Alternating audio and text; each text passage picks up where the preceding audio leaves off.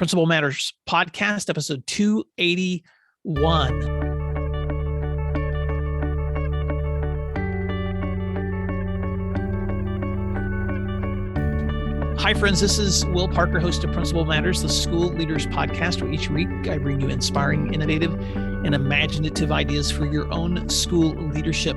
This week, we're talking about the paradoxes of great leadership with my friend, Dr. Tim Elmore. Dr. Tim Elmore is the founder and CEO of Growing Leaders. His work grew out of 20 years of serving alongside Dr. John Maxwell.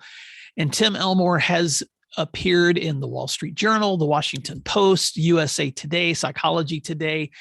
He has been featured on CNN, Headline News, Fox and Friends. Tim has written over 35 books, including Habitudes, Images That Form Leadership Habits and Attitudes. He has been a guest on my program before, as well as some work with his co-author, Andrew McPeak. But Tim Elmore, welcome back to Principal Matters podcast. You were a guest on episode 134. That was November 2018. Do you think things have changed a lot since we talked? A little bit. Maybe just a little bit. And I don't know that anybody could have predicted the next 3 to 4 years in 2018, what would happen. So we're in a zany time, aren't we? We are. Well, Tim, why don't you fill in the gaps on that intro? Let people know where you are and what work you've been doing, what's going on with Growing Leaders right now before we jump into your book.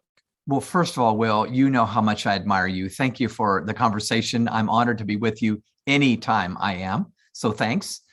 Growing Leaders, as you mentioned, is a nonprofit that partners with schools and school districts, but companies, athletic teams, wherever young people are, and there's someone leading a young person, we try to help put tools in their toolbox to do it better, to connect with Generation Z and the Alpha generation coming up behind them.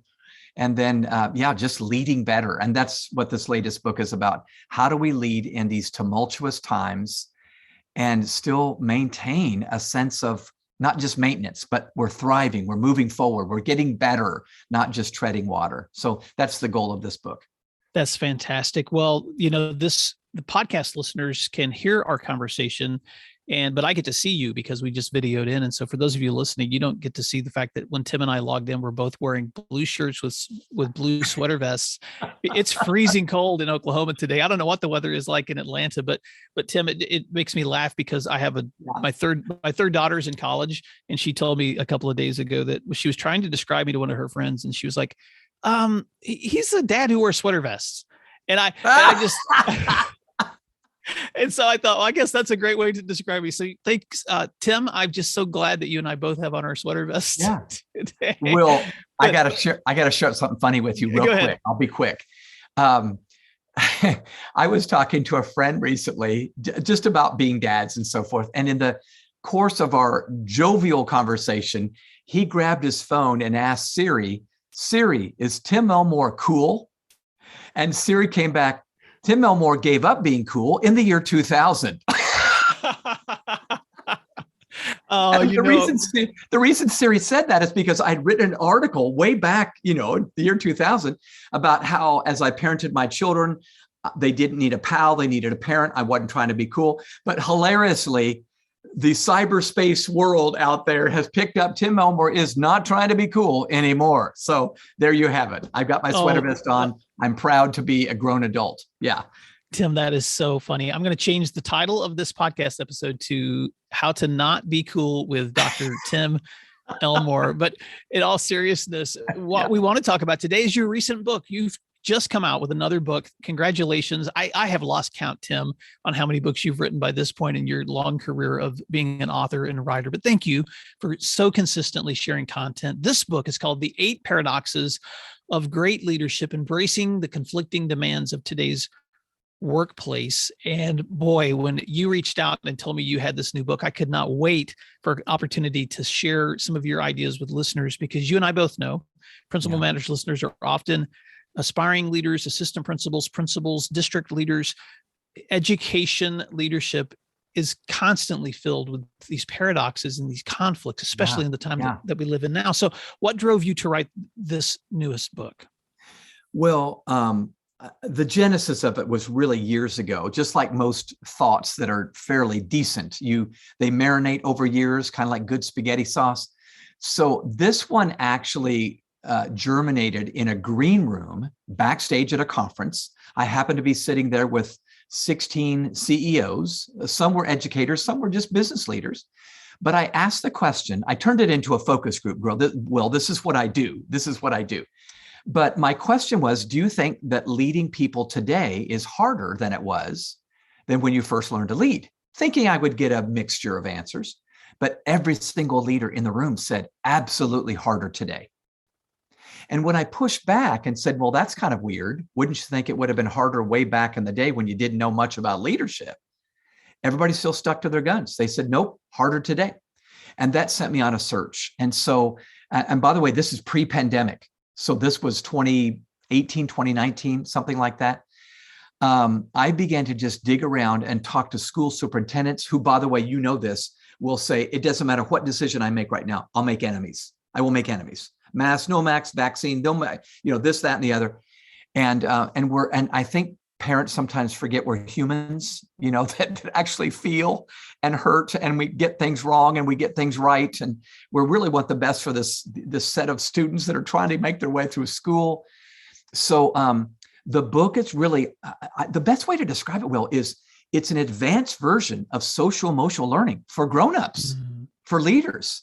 We need some social emotional skills that aren't just self-regulation and empathy, although those are important for us. It's really about paradoxical qualities that great leaders seem to juggle, even though they don't seem like they could go together, but you have to put them together. It's not a luxury, it's an essential in today's world that is polarized and anxious. And sometimes people are not rational when they're anxious. No names, please. But that's where it's coming from. So I think years and years and years in the making, where you kind of put ideas in the back of your mind and then you start writing them down and you start realizing, I think I need this. And if I need it, maybe my readers will too. Yeah. Well, Tim, I've always appreciated that ability by you to address the complexities.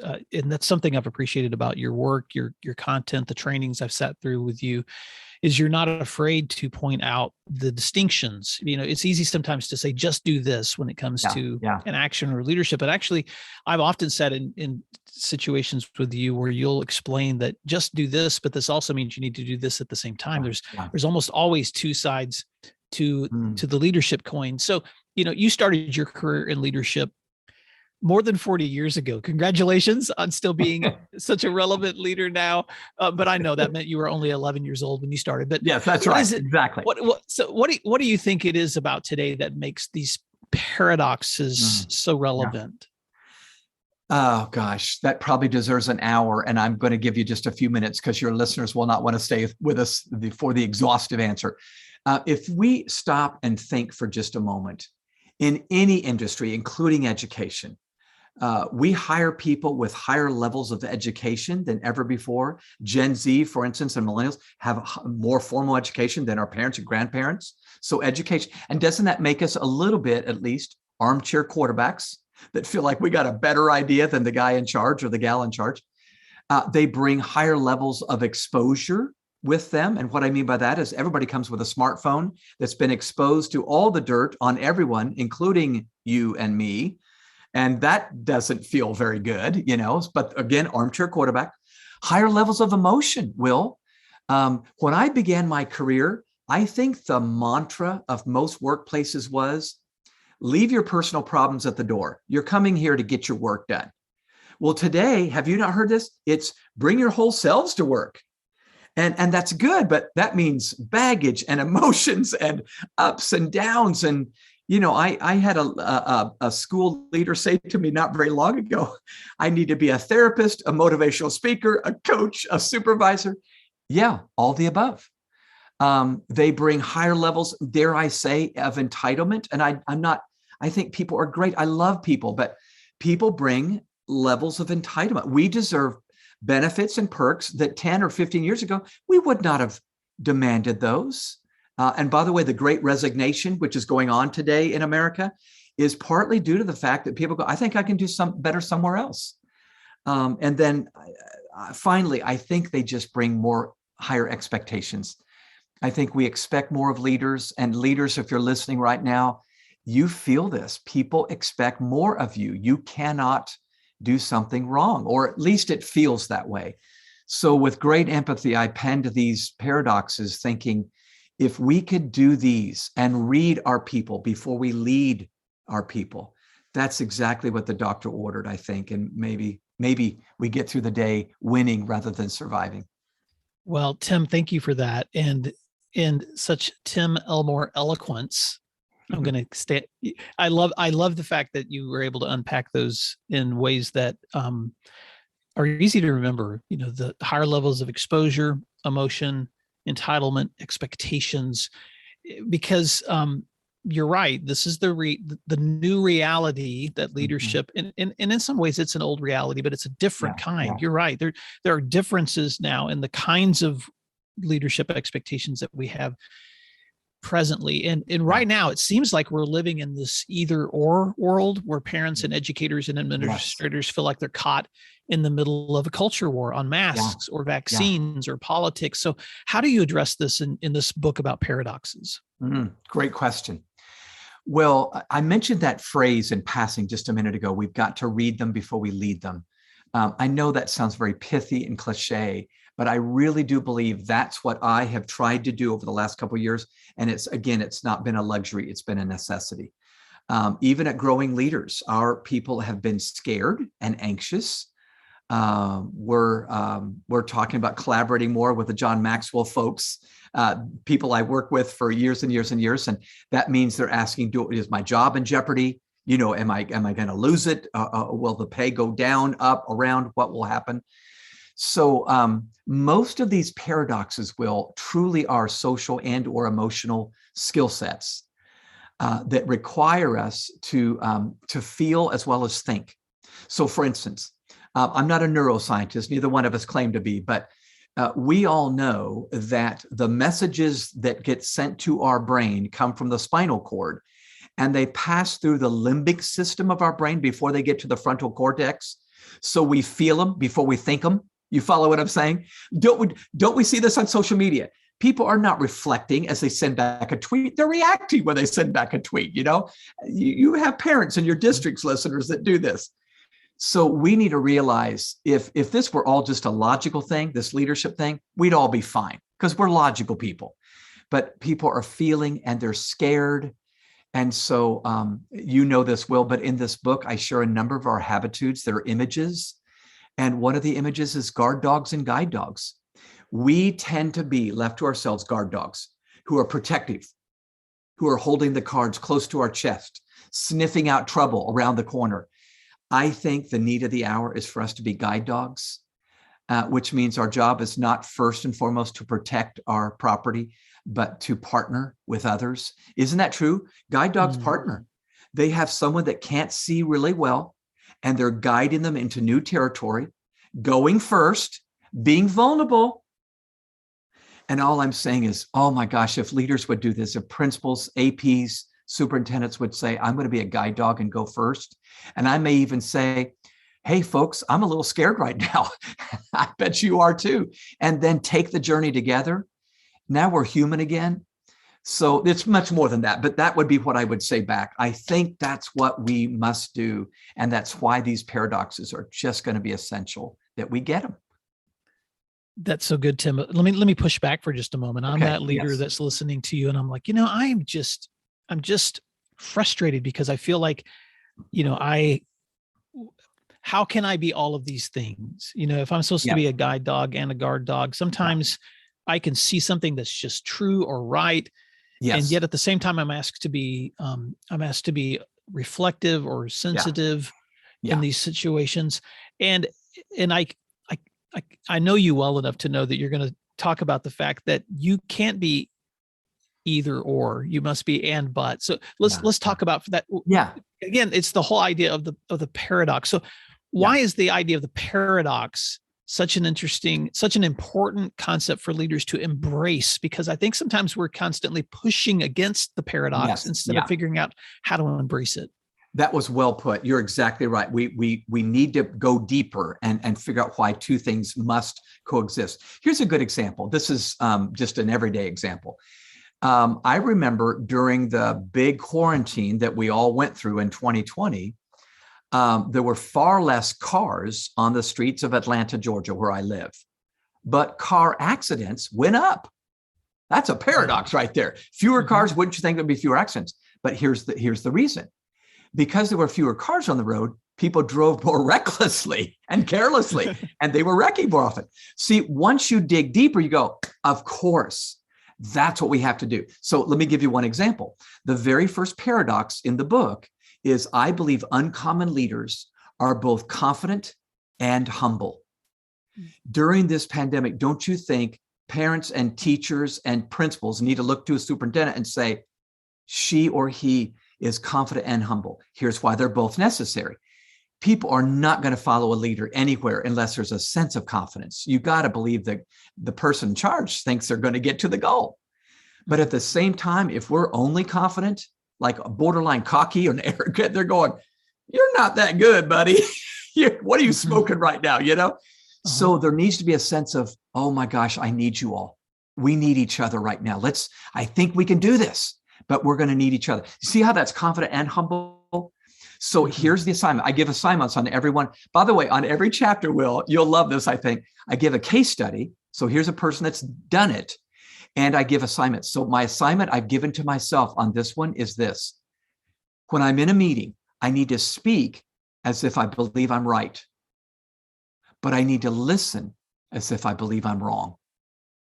And Will, when I've done this, it has been so winsome because my team's going, seriously, you're listening to me? I'm an intern, right now. I'm a 26-year-old or whatever. So speak as if you believe you're right. Listen as if you believe you're wrong. I believe that's my chief assignment on the confident and humility. By the way, my illustration on that one was not necessarily an educator. It was Bob Iger, the recently retired CEO of Disney. Will, think about Bob Iger's story. Bob was asked to become the CEO of Disney when he had never led anything like that. He'd been a part of the ABC family, but he'd never led Disney. So get this, Will, you'll love this because I know you're confident and humble. He went in asking questions of the people he led. He's saying, how do you do that? And he's their leader. So they download it to him. And yet he had to turn around the next moment and say, here's where we need to go.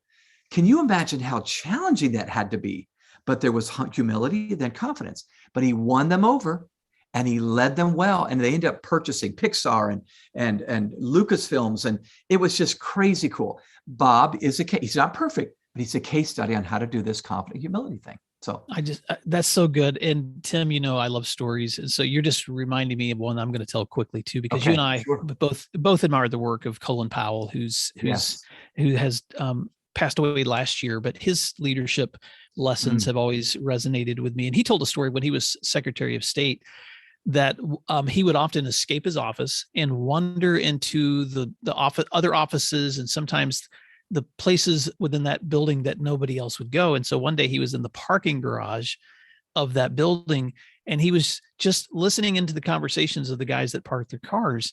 And so he asked them, he could tell that it took an amazing amount of work to put all these cars back to back to back to back because it was a condensed area for hundreds of people that worked in that building. And he said to them, guys, I'm just curious, what are your strategies for getting these cars in? Because it's obviously whoever's in last is the one who gets to go out first. And I've noticed it's not always the order in which they arrive. And they smiled at each other and they looked at him and said, you want to know what our strategy is? The people who drive in and treat us with respect and courtesy, we always make sure we park them where they can leave first. Oh my goodness. And Colin Powell smiled that, first of all, he was intrigued by their honesty with him. But the next time he had a staff meeting, you know what he told his executive staff? Hey, your courtessy matters. And let me give you an example of where even how polite you are to the people within our building will affect the ways that you get to access this part of the building. And I don't know exactly how he carried all that out in application, but I don't know if you could think of a better example of someone who exercised both confidence and humility in his leadership than Colin Powell. Even someone who on the world stage Yeah. And in his books was able to say, looking back at, these are the things I did right, and these are the things I did wrong, and being willing to just say it like it is. So Yeah. I love that, Tim. And you and I both know that for education leaders, these, this is especially difficult, especially in the work that they do. So I wanted to ask you the question: how can education leaders use the principles in this book when they're mentoring or when they're training next levels of leadership? Because a lot of education leaders are trying to duplicate the leadership that's happening in their buildings. Yeah. A couple of the paradoxes come to mind. So in light of that specific question, Will, I would say that one of the paradoxes that's relevant is uncommon leaders are both visible and invisible. Now that seems like an either or equation, but you and I both know that's not true.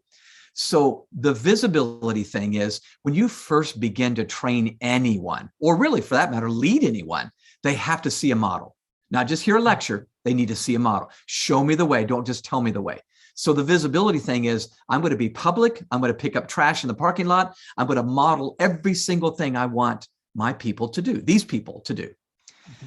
Along the way, you and I both know in the training process, there are times I'm going to need to be invisible though. If I'm in that room, no one else is going to step up. Nobody's going to do it because, Dr. Elmore will do, Dr. Parker will do, that sort of thing. So my illustration on this one was a form of educator. It was Dr. Martin Luther King. Will, it was so fascinating.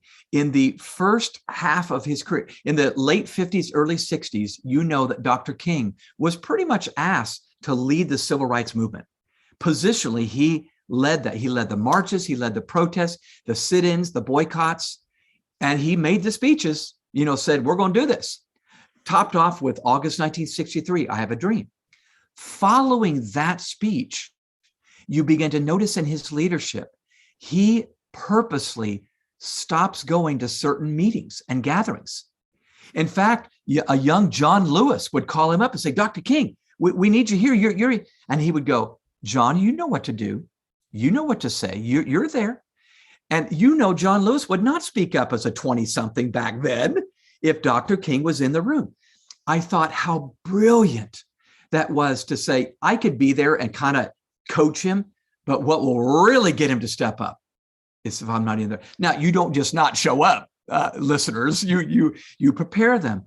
But, and of course, that chapter is all about how do we coach them up? How do we get them ready? And how do we know they're sending signals they don't need me in the room? I'm there because my ego puts me there. And by the way, I talk about that one too. Anyway, I'll stop waxing eloquent, but that would be one that's especially helpful. Oh, by the way, I know I'm talking long here. Let me give one more paradox that I think speaks to the training of other leaders. One of the most fun paradoxes in this book is uncommon leaders leverage both their vision and their blind spots. And those seem like you cannot have both. But Will, you'd be the first to agree because you're a humble man. We all have blind spots, don't we? Every one of us have a part of our work because of our personality and our angle we don't see.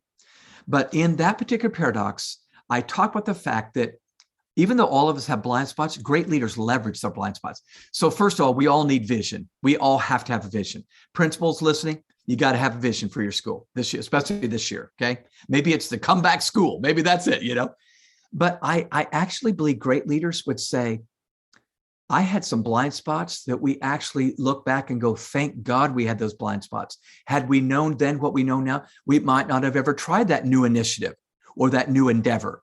Haven't you heard leaders say that? If I'd known that, what I know, I would have never tried that. So I talk in this chapter about how to maintain rookie smarts well into your career, where you go, I'm purposely going to try something in a brand new way that nobody else has done to my knowledge.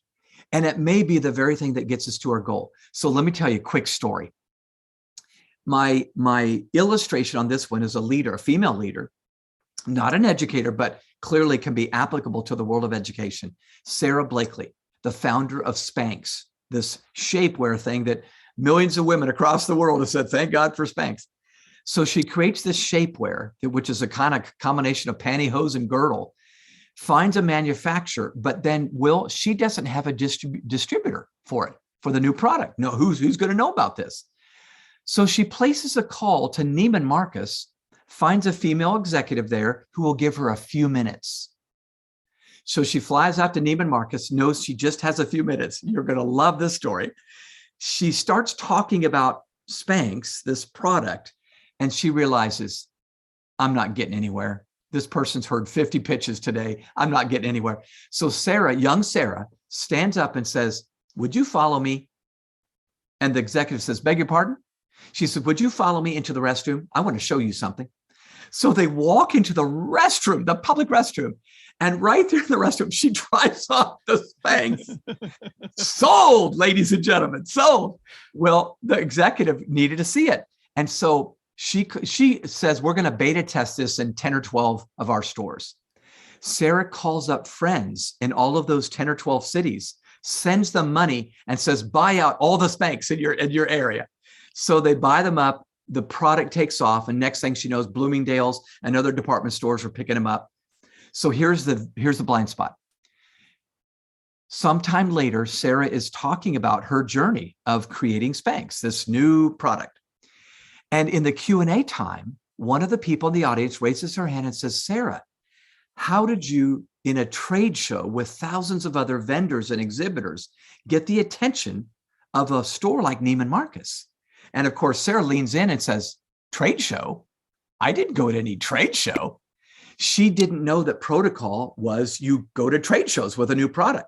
It was a very blind spot she had. And she now says, don't let what you don't know. That's a double negative. That's a bad thing. Mm-hmm. Don't let what you are ignorant of keep you. And so school leaders, I would just say to you, don't worry about trying something brand new. Maybe it's what we need you to do to lead the way for the rest of us who are waiting to be safe, to wait till someone else does it first and doesn't get in trouble and doesn't have legislation against them. I think that's what school leaders need right now is let's try something new because Lord knows we're in brand new territory right now and we need something new. Oh, Tim, and let's stay there for just a moment too, because Principal Matters listeners, not only does that apply to your leadership, but think about the people who you're leading and how often we have people within our own organizations or our schools who may have innovative ideas. They may have crazy ideas. They may have something new that they want to do.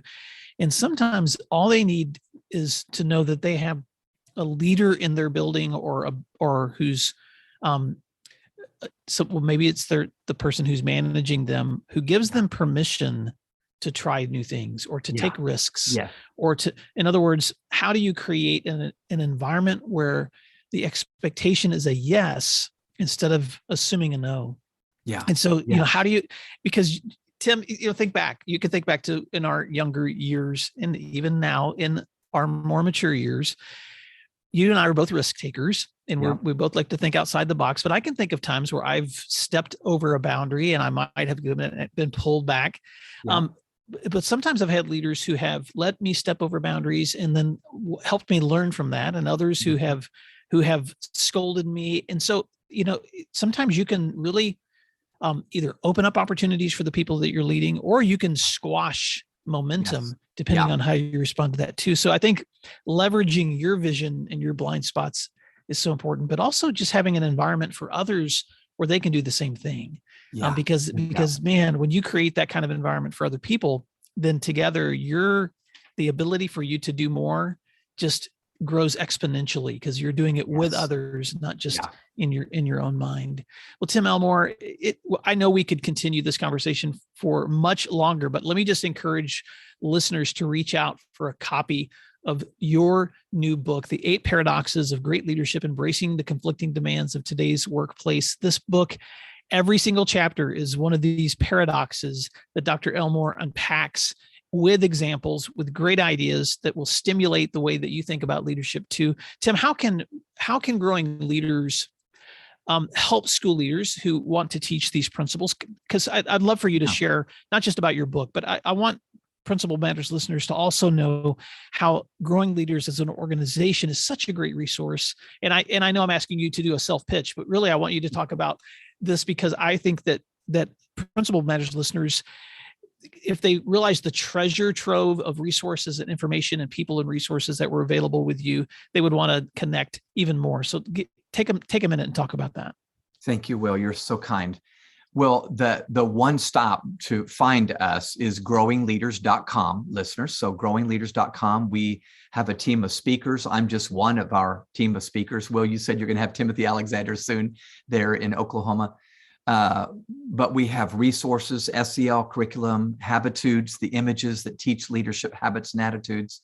And then, of course, the 8 Paradoxes book you can find there too. But it's also on Amazon, wherever you go for books. But Will, I love being with you. It's so invigorating to knock ideas around. We're going to have to do this when we're not on a clock, when you and I could just talk together. That would be fun. I'd enjoy it.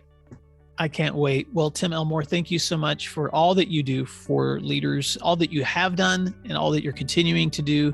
Best wishes on the days ahead. And thank you for sharing this resource. Principal Matters listeners, I want to thank you for the time that you spent listening and learning this week, because what you do matters. And we'll talk to you next week.